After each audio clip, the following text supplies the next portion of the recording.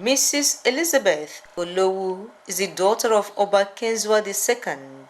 She grew up in the palace and so had the privilege of seeing artworks all around. The palace of my father was like a university of art.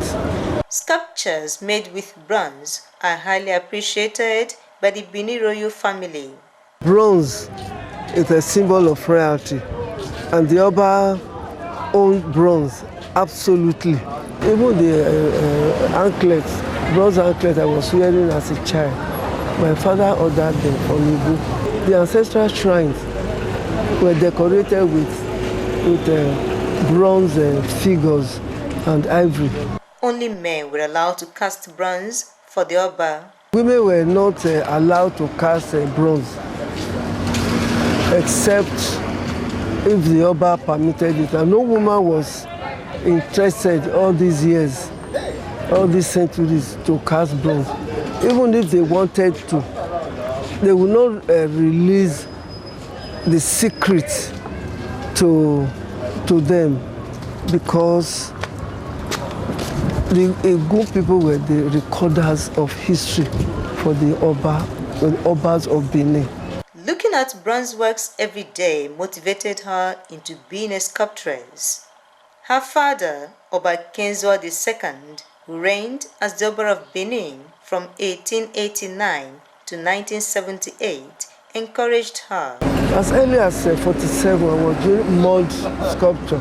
I was in the primary school, but I was not working in bronze. I was working with paper mache and clay. I even created a sewing machine, that I saw with mud. It was not functional, but it looked so much like a sewing machine. So when my father heard of it, that you need to see the machine she made out of mud, you pretend to be sewing, hand machine. He now came, because my father loved children. Said, I have a dress to sew. Can you sew it for me? How much will you charge to stitch it?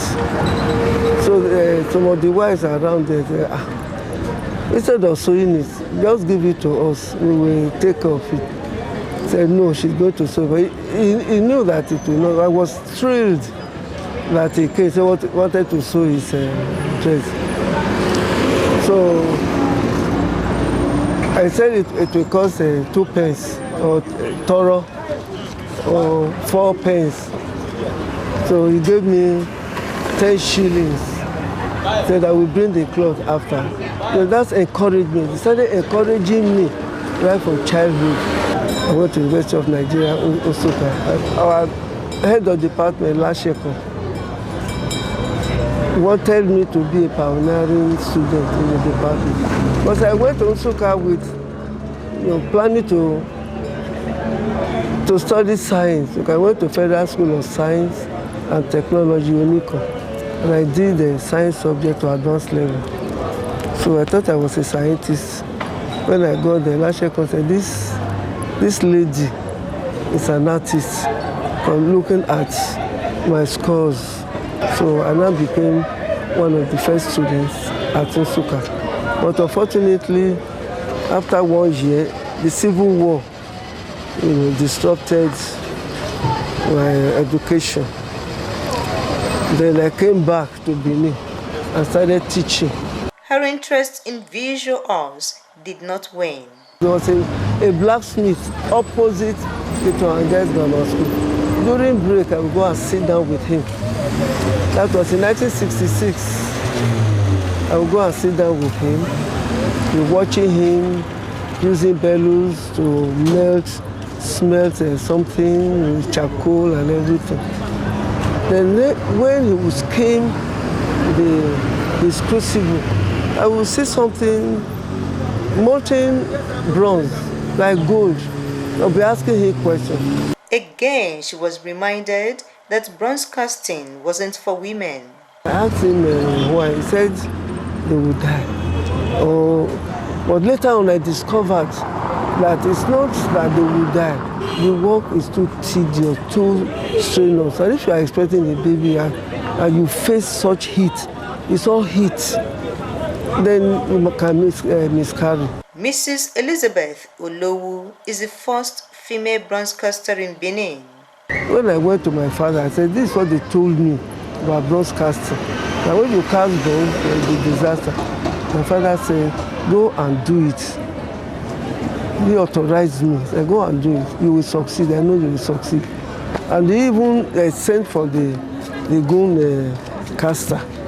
So I want you to teach my daughter. That is the Peju system of casting.